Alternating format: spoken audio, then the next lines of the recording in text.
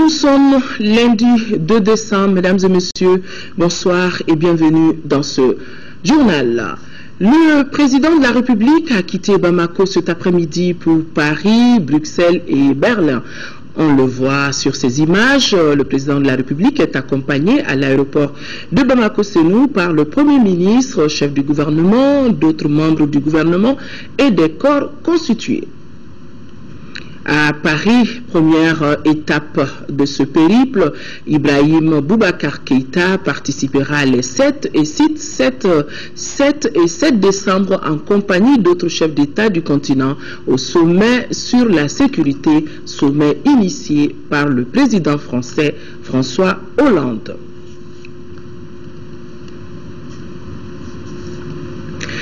C'est donc parti pour le projet de refondation des forces armées maliennes et c'est le ministre de la Défense et des anciens combattants qui a lancé le projet. Il s'agira de revoir tout le dispositif afin de bâtir une armée de nos besoins, selon Soumeylou Boubei-Meiga. Et pour ce faire, 11 groupes de travail ont été constitués, nous dit Bourama Traoré. Pour la refondation de l'armée malienne, les choses se précisent davantage. Un projet initié dans ce sens est au centre d'une réflexion. Les chefs militaires maliens et leurs frères d'armes de l'EUTM et de la MINUSMA réfléchissent à la mise en place d'un outil de défense plus efficace et susceptible de préserver l'intégrité territoriale du Mali. Après la période de dépression que nous avons connue, nous essayons de trouver ensemble les meilleures voies et moyens pour renaître, reconstruire notre outil militaire. Au-delà de l'aspect strictement opérationnel, de le reconstruire aussi sur l'aspect humain. Pour mener à bien les réformes des forces armées maliennes, 11 groupes de travail sont constitués. Ils réfléchissent notamment sur la doctrine et la restructuration des forces opérationnelles, le soutien logistique, l'organisation des formations et la gestion des ressources humaines. Bref, le projet de reconstruction des forces armées maliennes s'articule autour de 3 axes principaux. Le premier point, c'est comment accroître les capacités opérationnelles de nos forces, comment faire en sorte que nos forces armées soient dans des formats adéquats et que la structure opérationnelle et territoriale soit la plus adéquate par rapport aux menaces que nous avons à combattre en permanence et qui sont les menaces fondamentales, et comment trouver une meilleure articulation avec les forces de sécurité intérieure.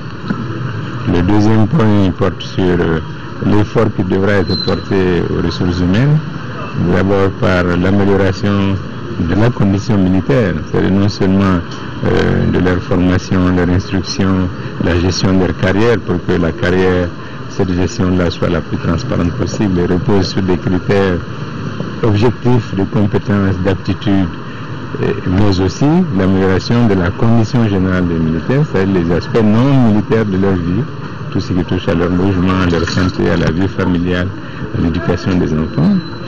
Et le troisième point, c'est comment insérer notre organisation, l'organisation de nos forces dans une perspective de sécurité régionale, de sécurité collective. Les réformes ainsi engagées visent à redorer l'image des forces armées maliennes, une image mise à mal suite à la crise sécuritaire au nord du Mali. L'arrestation de M. Amadou Aya Sanogo fait couler et continue de faire couler beaucoup d'encre. Et pour couper court aux rumeurs, le ministre de la Défense et des anciens combattants a réagi ce matin. Au micro de Bourama Traoré, Soumeylou Boubei-Meiga indique que l'arrestation de Amadou Aya Sanogo n'est pas une initiative du gouvernement. La procédure judiciaire qui est en cours n'est pas une procédure judiciaire à l'initiative de l'État malien. C'est une procédure judiciaire initiée à la demande des familles qui ont saisi le juge pour savoir ce que leurs parents ils avaient aperçu à la télé au lendemain du 30 avril, ce qu'ils sont devenus. Dans cette procédure judiciaire, il y a un certain nombre de militaires que le juge a demandé à entendre, dont le général Sanogo. Comme cela se doit, et en tant que département, nous devons donner notre autorisation, ce que nous avons fait, parce qu'en aucun cas le département de la Défense, comme les autres entités du gouvernement, ne sera un obstacle à une procédure judiciaire. Dans le cadre de cette procédure judiciaire, nous lui avons notifié sa convocation, nous l'avons informé de notre autorisation et sur la base des textes, puisque le juge nous a saisi des mandats d'amener, nous avons été amenés à le conduire devant le juge. Nous ne sommes pas dans le fond de l'affaire. Ce que je peux dire simplement, c'est que sur ce dossier comme sur d'autres, tous les militaires qui sont des citoyens comme les autres, tous les militaires dont les tribunaux ou dont les juges auront besoin pour se faire une idée, pour conduire leur instruction, pour aboutir à des décisions, mais nous ferons en sorte qu'ils soient devant les juges. Et sur ça, je suis très clair. Et demain, si c'était à refaire, nous le referons. Et chaque fois que quelqu'un devra être conduit devant le juge, nous le conduirons devant le juge. Tant que nous serons là, nul ne sera soustrait à une procédure judiciaire. Ceux qui se présenteront librement, c'est tant mieux. Ceux qui refuseront de se présenter, comme la loi nous y autorise, nous jugerons de la contrainte pour les y amener.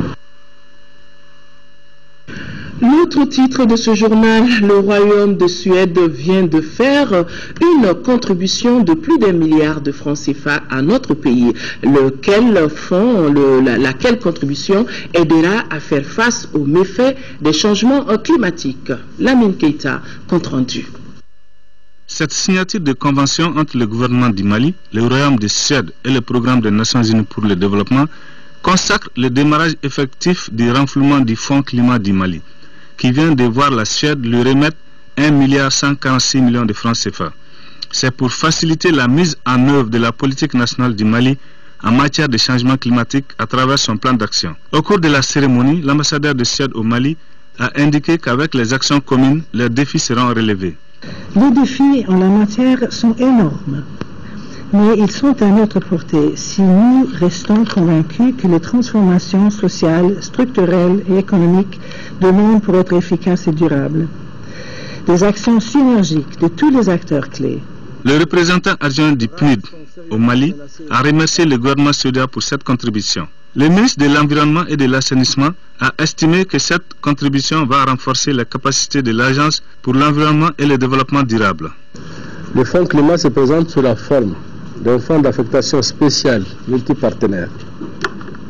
À ce titre, il reçoit et il est habilité à recevoir des contributions financières de divers horizons. Les coopérations bilatérales, coopération multilatérale, secteur privé. La Suède prévoit de mettre à la disposition du Fonds climat Mali au total 2,680 milliards de francs CFA. Un atelier de sensibilisation sur l'acte uniforme sur le droit commercial général est organisé depuis ce matin à l'hôtel Radisson Blu.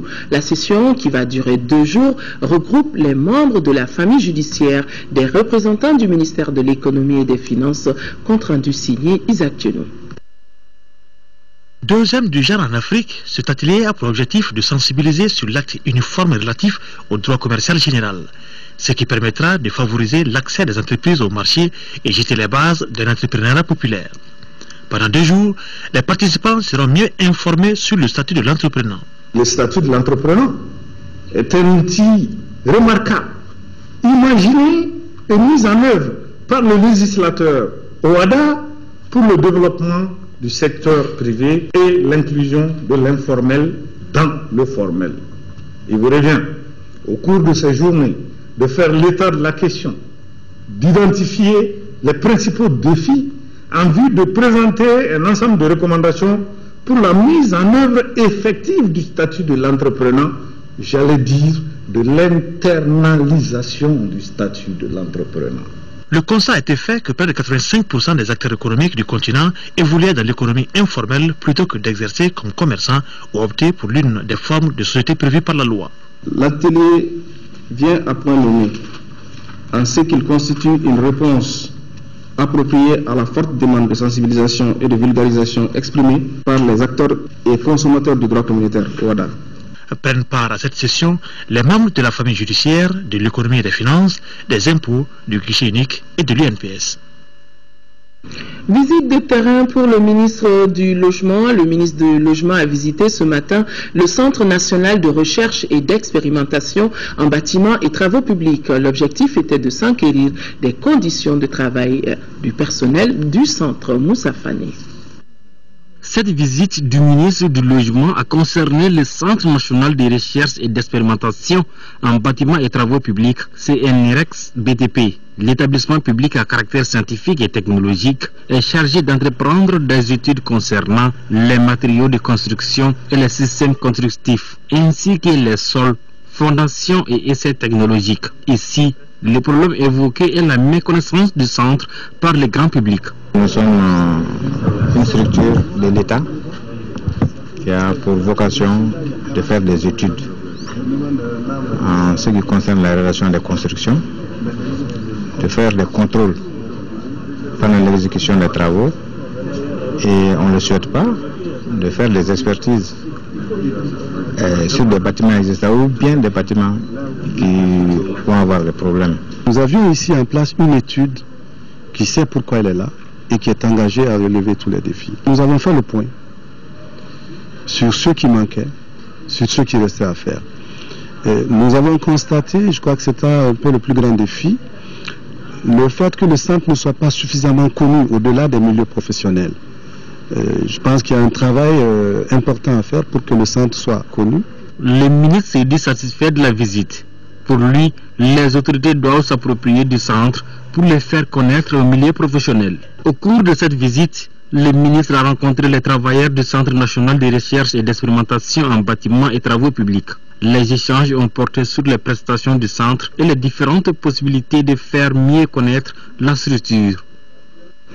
La réflexion sur la note conceptuelle de l'approche de développement des agropoles et des éléments essentiels pour la mise en œuvre de cette approche, le thème est au centre d'une rencontre organisée dans la capitale des Balanzans. Je voudrais parler de Ségou. Les ministres Bokari Tereta et Nango Dambélé ont lancé les travaux, nous dit notre correspondante à Ségou, Boussou Sangaré. Cette rencontre de 10 jours a pour objectif de contribuer à l'identification du programme de résilience des petites exploitations agricoles familiales au Mali dans le cadre de la mise en œuvre d'une agriculture durable, moderne et compétitive afin d'assurer la sécurité alimentaire et nutritionnelle du pays. Il s'agit effectivement de mener la réflexion autour de deux axes. C'est de concevoir un programme de résilience des exploitations familiales, d'une part, et de l'autre part, de réfléchir sur les modes d'opérationnalisation de ce que nous avons appelé les agropoles. Pour le ministre du Développement rural, le Mali doit être une puissance agricole exportatrice de denrées alimentaires. Nous avons réfléchi, nous avons discuté, nous avons rencontré les cadres et nous avons estimé que les meilleurs choix aujourd'hui, c'est vraiment d'engager la promotion du développement rural. Nous avons donc pris la décision de les retirer de Bamako pour venir ici à Ségou, ensemble pendant quelques jours, discuter, nous mettre d'accord sur les choix et les conditions de mise en œuvre de ce choix. Malgré ses potentialités, le Mali connaît des crises alimentaires, d'où l'adoption de nouvelles mesures afin de satisfaire la consommation intérieure et de faire du pays un exportateur de céréales. Le Conseil national de la jeunesse du Mali a un nouveau bureau dirigé par Mohamed Salia Touré. Il a été élu au terme du 4e congrès du CNJ qui a eu lieu à Caille. Composé de 27 membres, le nouveau bureau a rencontré le ministre de la Jeunesse et des Sports pour lui présenter les axes qu'il entend développer au cours de son mandat. Aldjouma Tina. Celui qui aura désormais la responsabilité de conduire le Conseil national de la jeunesse du Mali CNJ pour les 3 années à venir s'appelle Mohamed Salia Touré. Il vient de succéder à Abdoulaye Touré à ses postes à l'issue du 4e congrès ordinaire du CNJ, dont les travaux se sont déroulés les 27 et 28 novembre à Caille. Le nouveau bureau mis en place a aussitôt voulu faire une prise de contact avec le département dont il relève. Occasion pour le ministre Diarra de lui prodiguer des conseils avant de l'inviter à être l'un des acteurs clés du processus de réconciliation. La transition institutionnelle est finie au Mali. Et il n'y a pas de raison qu'au sein des jeunes, on ouvre une page de transition. Pour la simple raison qu'aujourd'hui, les défis qui nous attendent ne peuvent pas attendre plus longtemps. Nous sommes un pays qui repart. Nous avons la chance et le bonheur d'être jeunes et donc d'être capables, d'être à un âge où nous pouvons apporter à notre pays. Membre du comité exécutif sortant, M. Touré et son équipe entendent apporter un souffle nouveau à cette structure qui regroupe la jeunesse malienne et qui a été secouée par plusieurs problèmes ces dernières années. Cette rencontre que nous venons d'avoir avec le ministre de la Jeunesse et des Sports avait deux objectifs. Le premier, c'était de lui présenter d'abord le bureau. Le deuxième objectif, c'était de lui présenter les grands axes de notre programme. Et ce programme, il s'articule autour de 4 axes essentiels. Le premier, c'est de travailler à relever le conseil, à lui donner une vraie crédibilité aux yeux des jeunes. Le deuxième axe, accompagner les autorités dans le processus de réconciliation nationale. Pour le nouveau bureau composé de 27 membres, le chantier qui attend le CNJ est vaste. Toutes nos excuses pour la qualité défectueuse du son de cet élément. C'est parti depuis ce matin pour la Semaine africaine des technologies de l'information et de la communication. Initiée par l'AGETIC, cette semaine vise à promouvoir l'utilisation des TIC et célébrer le rôle par celle-ci dans le développement de l'Afrique et du Mali en particulier. Mamounou Ould Mamounou. Promouvoir le panafricanisme, la renaissance africaine à travers l'éthique vers la vision 2063 de l'Union africaine, c'est le thème de la Semaine africaine des technologies de l'information et de la communication. À travers cette semaine, l'AGETIC entend vulgariser l'utilisation d'éthique au service du développement. Les technologies de l'information et de la communication, on l'a dit, elles sont incontournables, elles sont le passage obligé vers le développement et elle a un apport certain et pour les pays et pour les populations. Il faut faire en sorte que les citoyens africains puissent bénéficier de cet apport. Donc il faut amener les gens à utiliser les technologies en montrant tous les bénéfices que chacun peut tirer de l'utilisation de ces technologies.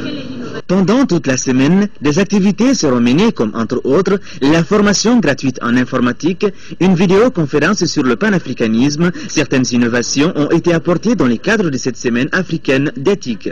Que ce soit les services publics comme le privé, nous avons vu qu'il y a des cyber gratuits dans chaque commune.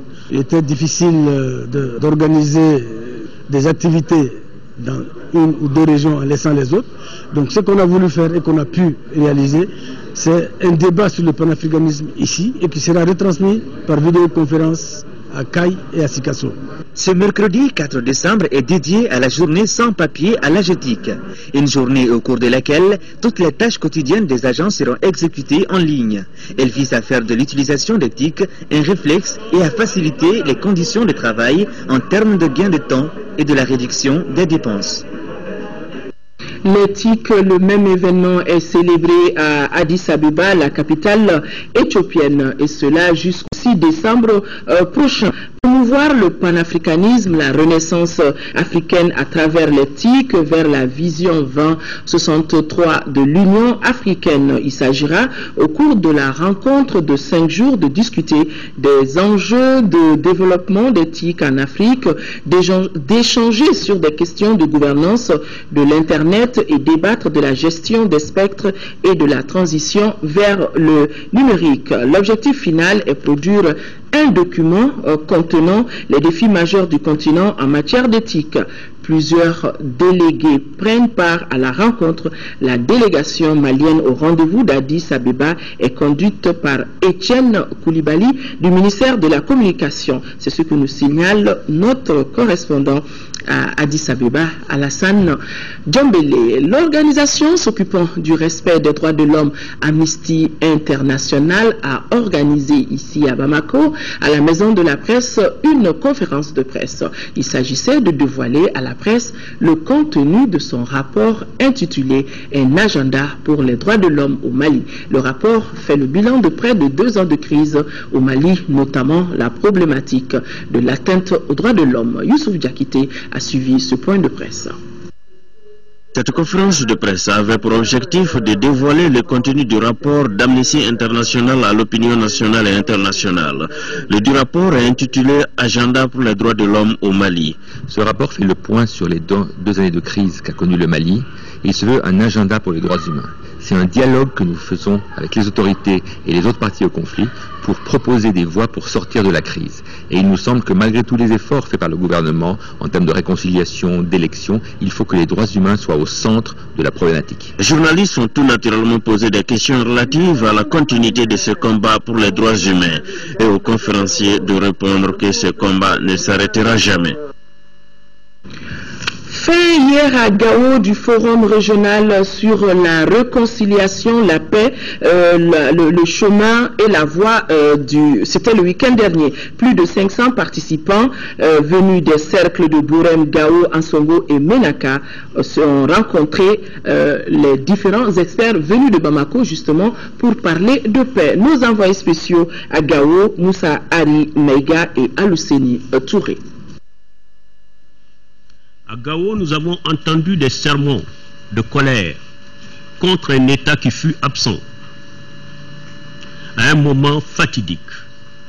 Mais nous avons aussi entendu des cris de cœur pleins d'espoir pour qu'enfin les choses changent dans la bonne direction, que l'administration soit réinstallée en urgence et assainie, que les forces de défense et de sécurité soient redéployées et renforcées, que les exilés rentrent dans les conditions les meilleures, que les peines des résidents assiégés soient prises en compte, que la jeunesse trouve son emploi pour échapper à la tentation, que le dialogue national se poursuive dans d'autres cadres intra- et intercommunautaires, que les femmes et les jeunes soient davantage impliqués dans la prise de décision, que les autorités traditionnelles soient dûment réhabilitées, que la régionalisation soit effective, sans délai, avec les transferts attendus. Donc là, un extrait du discours prononcé par le ministre délégué en charge de la décentralisation, Malik Aluseni. Demain, nous reviendrons plus en détail sur le forum de Gao avec nos envoyés spéciaux, donc Moussa Arimeiga et Aliou Touré. Les travaux du 4e congrès ordinaire de la Fédération nationale des associations de santé communautaire du Mali se sont achevés hier après-midi au Palais de la Culture de Bamako. À la fin des travaux, Yaya Zankoulibaly, l'ancien président a été élu pour un nouveau mandat de 5 ans. Reportage signé Abdrahman Meiga.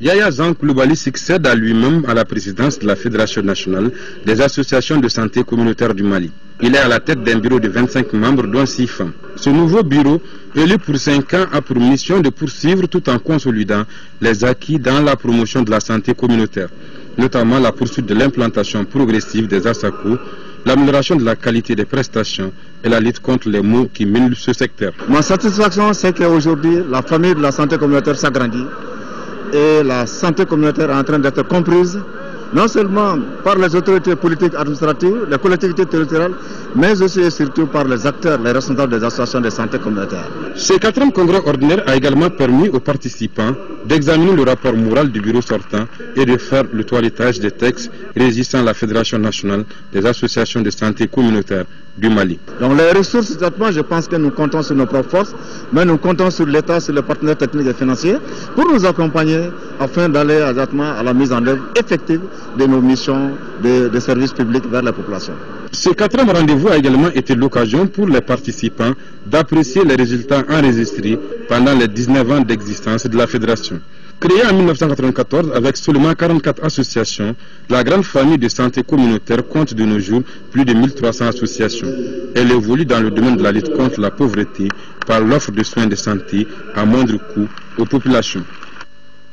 Le syndicat national de l'éducation et de la culture SNEC a décidé de lever son mot d'ordre de grève qui devrait commencer demain. La déclaration est lue ici par Mamadou Tangara, secrétaire aux revendications du bureau national du SNEC, des propos recueillis par Garibou Pérou. Déclaration du BN-SNEC. Suite au préavis de grève déposé par le BN-SNEC le 19 novembre 2013, une commission de conciliation a été mise en place par arrêté numéro 23 4506 du ministère de la fonction publique, secrétariat général du 10 décembre 2013. Au terme des discussions, les parties ont convenu de ce qui suit. 1. Du maintien de tous les directeurs et enseignants des écoles communautaires transformées en écoles publiques à leur poste et dans leurs fonctions, jusqu'à l'intégration de ceux-ci dans la fonction publique des collectivités. Le gouvernement s'engage à donner des instructions à tous les directeurs d'académie et des centres d'animation pédagogique afin que tous les directeurs et enseignants des écoles communautaires concernés soient maintenus à leur poste et dans leurs fonctions jusqu'à l'intégration conformément aux critères qui seront définis. 2. De l'accélération du processus d'intégration scientifique du projet de l'arrêté d'intégration. Les dispositions ont été prises pour le démarrage du processus d'intégration des enseignants des écoles communautaires. Le département de tutelle s'engage à faire reprendre les travaux de la Commission nationale d'intégration des enseignants des écoles en janvier 2014. 3. Du paiement mensuel des salaires à terme échu des enseignants des écoles communautaires transformés ou pas de la région de Mopti. Le paiement mensuel de la subvention dans la région de Mopti est déjà une réalité. Toutefois, le gouvernement s'engage à s'investir davantage pour corriger les irrégularités constatées. Compte tenu de toutes ces avancées, le BN-SNEC décide de lever son mot d'ordre de grève prévu les 3 et 4 décembre 2013 pour sa branche communautaire et invite ses militants des écoles communautaires à se rendre à leur lieu de travail. Le BN-SNEC remercie ses militants des écoles pour leur engagement et leur mobilisation. Bamako, le 2 décembre 2013, pour le BN-SNEC, le secrétaire de revendication, Mamadou Tamara. Comment orienter l'apport des migrants vers l'atteinte des objectifs du millénaire pour le développement? La question était au centre d'une rencontre tenue à Paris samedi dernier. La rencontre a été initiée par la coordination des associations communales du Cercle de Caille en France. Reportage Makanfin Konaté. Les produits artisanaux maliens dans les paniers à cadeaux de Noël, c'est le pari qui s'est fixé le Haut Conseil des Maliens de France en initiant cette foire exposition. Après 4 éditions, l'événement gagne en maturité et s'impose désormais dans les agendas de fin d'année en France. Voici 5 ans que nous avons commencé cette belle aventure avec le Haut Conseil des Maliens de France. Une entreprise audacieuse à laquelle peu de gens croyaient. L'artisanat représente une part très importante du poumon de l'économie malienne. Le secteur est surtout dominé par les femmes. Soutenir et promouvoir ce secteur, c'est consolider la base de toutes les familles, d'où l'intérêt accordé par le Haut Conseil des Maliens de France à ce secteur. Selon le consul général du Mali en France, l'artisanat est le meilleur ambassadeur d'un pays à l'extérieur. En venant à cette quinzaine, les artisans du Mali contribuent à la promotion de la culture de leur pays. L'artisanat est quand même une vitrine de la culture d'un pays à l'extérieur. Je pense que c'est à raison de cela que tous ici, je me considère comme étant aussi des ambassadeurs du Mali en France pendant cette quinzaine, parce que vous venez avec une part de la culture du Mali. Cette foire expo qui se tient à l'hôtel de ville de Saint-Denis durera une semaine au cours de laquelle des dégustations de plats maliens seront organisées. Tous les produits de l'artisanat malien seront également disponibles à toutes les bourses. Voilà, nous rectifions avec vous, c'était plutôt le lancement de la 5e édition de la foire artisanale des Maliens de France. 6e édition de Gorée Diaspora Festival Week-end, c'était le week-end dernier à Gorée.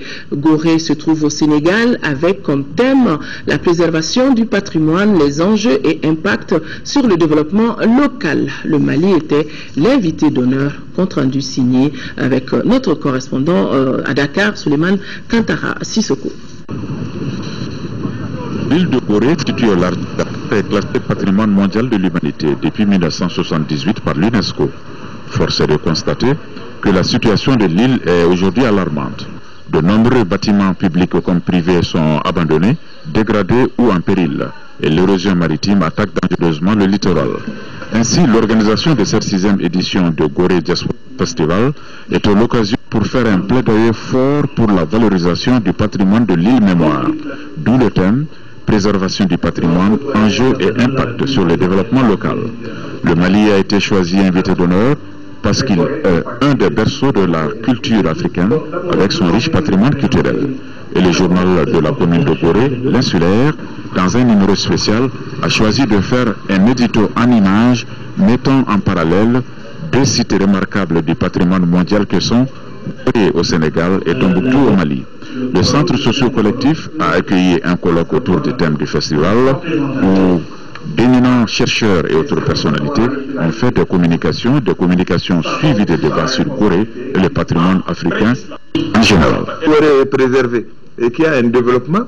Et le développement concerne non seulement l'île de Gorée, mais concerne tout le Sénégal et concerne toute la sous-région, parce qu'il y a une filière qui s'était installée. Beaucoup de touristes que nous on recevait venaient au Sénégal visiter Gorée, visiter Saint-Louis, peut-être un peu la Petite Côte et continuer sur le Mali. Et ça a été un peu freiné à cause de ce qu'il y a eu au Mali. Quelles que soient les causes, la dégradation du patrimoine est non seulement une négation de notre passé, mais aussi et surtout un refus de droit à l'héritage des générations futures, en somme une hypothèque sur l'avenir de l'humanité. D'où l'appel à la sauvegarde de Gorée. Gorée a peur, Gorée se meurt. Fin des travaux de la réunion de suivi du projet d'élargissement du dialogue islamo-chrétien ici à Bamako. Les délégués venus de l'intérieur et du district de Bamako ont formulé des recommandations au nombre desquelles la formation des prêcheurs chrétiens et musulmans sur le dialogue, la création d'un centre de formation des imams. Moussa Fani. Répertorier les points de convergence entre les religions chrétiennes et musulmanes pour favoriser le dialogue islamo-chrétien. Élaborer un document sur l'importance du dialogue entre les deux religions monothéistes. Ce sont là quelques-unes des recommandations de la réunion de suivi du projet d'élargissement du dialogue islamo-chrétien. Une rencontre initiée par l'Association malienne pour la paix et le salut. La séance de travail vise à faire régner un climat de tolérance et de cohabitation entre les confessions religieuses dans notre pays. Nous allons mettre sur place une commission chargée de suivi de toutes ces recommandations-là pour la mise en œuvre. C'est vrai, il n'y a pas de problème entre les deux confessions, mais on n'a pas l'habitude de travailler ensemble. C'est après les crises qu'on demande aux musulmans et les chrétiens de faire des propositions. Donc il ne faut pas attendre des crises, il faut prévenir. Il faut d'abord connaître sa propre religion pour pouvoir dialoguer avec la religion des autres. Donc l'Église doit, par le canal de ses prêtres, de tous ceux qui font les animations, et tous les responsables religieux, une sensibilisation pour qu'on puisse mieux connaître notre religion et commencer à connaître aussi la religion de l'autre, et pour pouvoir dialoguer. La rencontre a permis aux participants de débattre de l'importance du dialogue islamo-chrétien. À l'issue de la réunion, les adeptes des deux confessions religieuses ont formulé des bénédictions pour la paix et la stabilité dans notre pays. L'Association des groupements d'églises et missions protestantes évangéliques du Mali a 50 ans. Pour marquer l'événement, elle vient d'organiser dans la salle Lamissa Benkali à Sikasso une grande rencontre d'échange et de prière pour la paix et la réconciliation. ORTM Sikasso, Daouda Djakite. C'est la salle Lamissa Bengali de Sikasso qui a servi de cadre aux festivités marquant les 50 ans de la création de l'Association des groupements d'églises et missions protestantes évangéliques du Mali, AGMPM. Ils sont des centaines de serviteurs de Jésus-Christ à faire le déplacement de Sikasso pour participer à ces instants de prière, de communion et de louange. Un jubilé placé sous les signes de la paix et de la réconciliation nationale. Il faut la réconciliation pour que la vraie paix puisse être là. Outre la présentation de l'historique de l'AGMPM par le délégué général et révérend Youssouf Dambélé, plusieurs autres temps forts ont retenu l'attention des invités, entre autres les chants d'adoration de la chorale 2, les messages de paix, de cohésion pacifique entre les confessions religieuses et la prière pour la nation. Malgré la grave crise qui a secoué notre pays, le Mali reste sans conteste un pays de paix et de pardon. Le cinquantenaire de votre organisation coïncide avec une période cruciale de la vie de la nation malienne. Qu'il me soit permis de vous inviter à prier davantage pour que notre chère nation recouvre la paix et sa solidarité jadis citée en exemple. Rappelons que l'AGMPM, créé il y a 50 ans, comprend 50 membres, 12 missions, 15 groupements d'églises et 23 membres associés et couvre tout le Mali. Les rideaux sont tombés sur les travaux du Forum des femmes à Kirina. Organisé par la CAFO, le forum a regroupé plus de 300 femmes de tous les horizons et toutes les sensibilités. Plusieurs conférences débats sur les thèmes femmes, paix et justice durable ont été animées. Les femmes ont adopté une déclaration commune dite l'appel de Kirina. Envoyés spéciaux à Kirina, Samba Dagamaïsa et Batraoré. Ouvert par le ministre de la Promotion de la Femme, de l'Enfant et de la Famille, les travaux du Forum de Kirina ont porté sur plusieurs conférences débats relatifs à la paix et à la cohésion sociale. La solidarité entre femmes rurales et urbaines a été longuement discutée. L'accent a été mis sur la diversité culturelle comme facteur de cohésion sociale. L'une des particularités du forum a été la forte représentativité des femmes du septentrion. Nous devons nous mettre ensemble pour chercher par tous les moyens à essayer de convaincre nos semblables, chacun dans sa diversité, pour essayer de ramener une paix durable dans notre pays. L'engagement des femmes pour une paix juste et durable est désormais unanime. Pour illustrer cette volonté, elles ont choisi des aiguilles pour raccommoder le drapeau du Mali. Mais le fait marquant de ce forum a été l'adoption par les femmes d'une déclaration commune en faveur de la paix, une déclaration dénommée Appel de Kirina.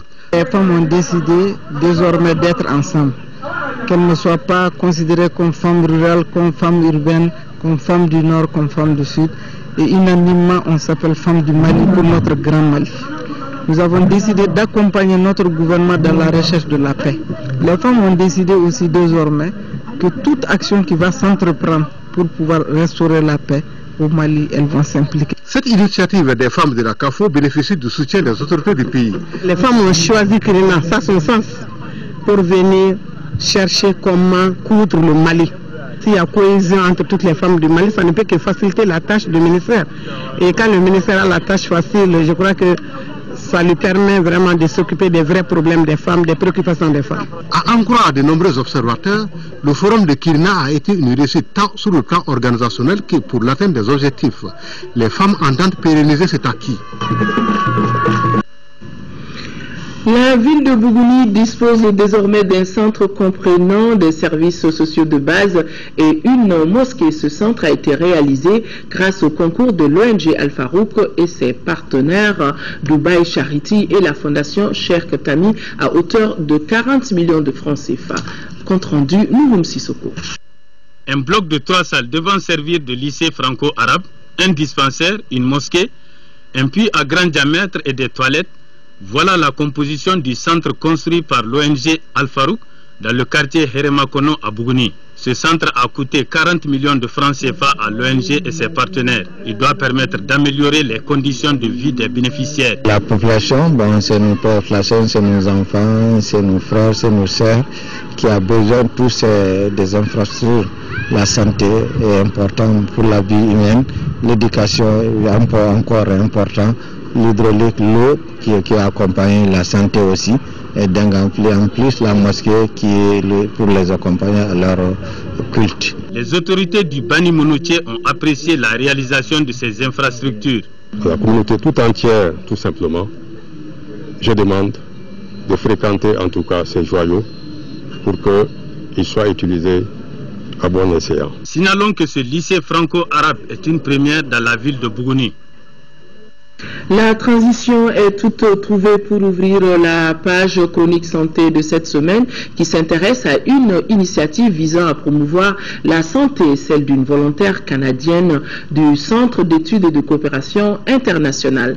Armande Béjim, c'est son nom malheureusement qui n'est plus de ce monde, a fait au Mali la promotion de la santé entre 2006 et 2010 à travers une plus grande implication des groupements de femmes dans la gestion de la santé. L'initiative, appuyée aujourd'hui par un fonds de sa famille, permet d'augmenter le taux de fréquentation du CESCOM de Yurimadio. Notre équipe de recherche, allez voir, Focus Santé, une réalisation de Tchissira Emmanuel Dambélé.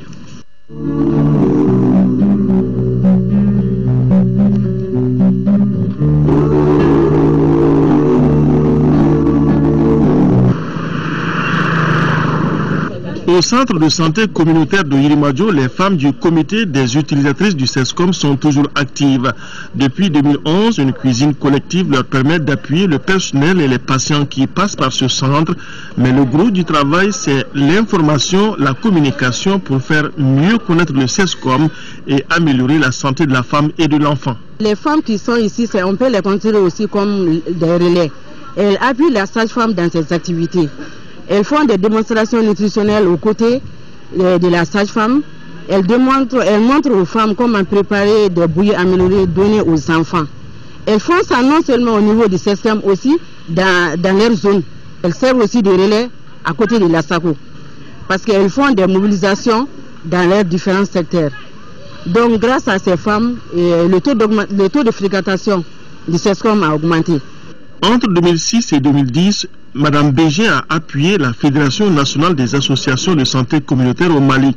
Elle a identifié une cinquantaine de groupements de femmes par lesquels elle est passée pour faire face à ce qu'elle a considéré comme un problème dans la plupart des CESCOM du Mali. Le problème qui a été identifié, ça c'est un manque de mobilisation communautaire autour des questions de santé.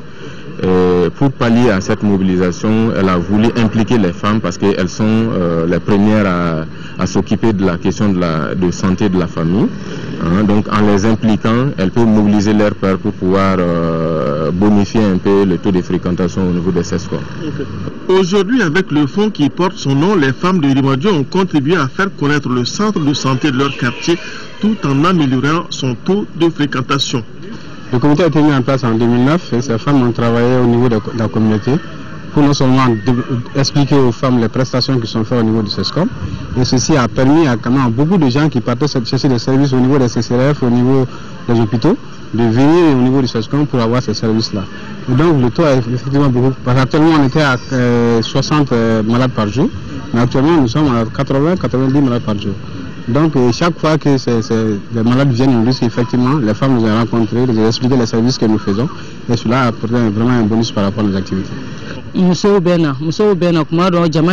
fréquentent aujourd'hui beaucoup le CESCOM. Nous pouvons souvent compter 80 patients en consultation. Certains sont obligés de vaquer à leurs occupations pour revenir occuper leur rang. Le CESCOM est très fréquenté et souvent débordé. Les femmes de Yurimadio servent d'efficaces couloirs de transmission entre l'association de santé communautaire et les patients. La cuisine du comité des femmes utilisatrices du CESCOM apporte un appui alimentaire aux mamans des enfants hospitalisés à l'unité de récupération nutritionnelle intensive du CESCOM. La méthode inspire déjà puisque les femmes de Yurimadio sont allées expliquer leur expérience dans les CESCOM de Caï qui comptent procéder de la sorte pour se faire connaître auprès de la communauté et améliorer leur taux de fréquentation, par la même promouvoir la santé de la femme et de l'enfant.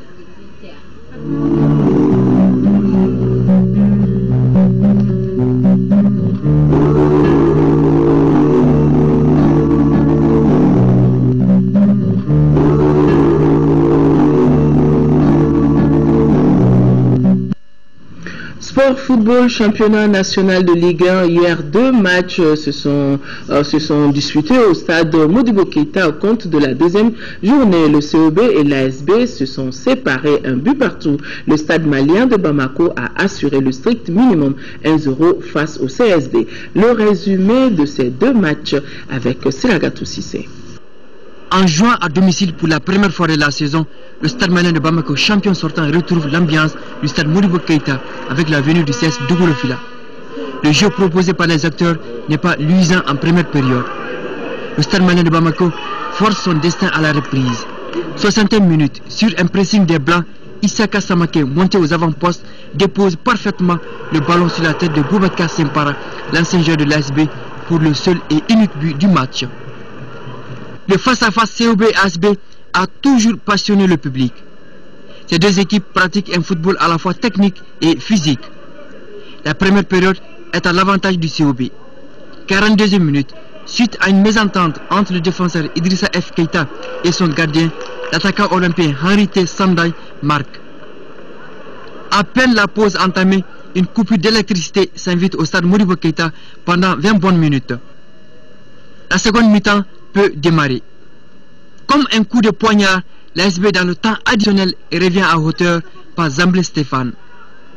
Un nul au goût amer pour les COB. L'ASB a eu les ressources nécessaires de grappiller un point. Avant d'aborder la troisième journée le week-end prochain, le COB et l'ASB ont encore des rodages à faire.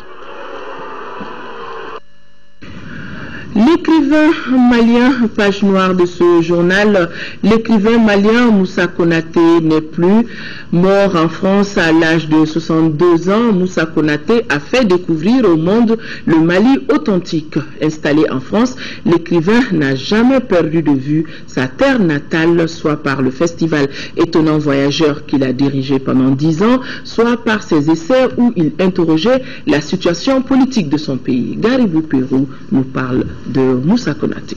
Le festival Étonnant Voyageur se présentait au départ en 2001 comme un pari.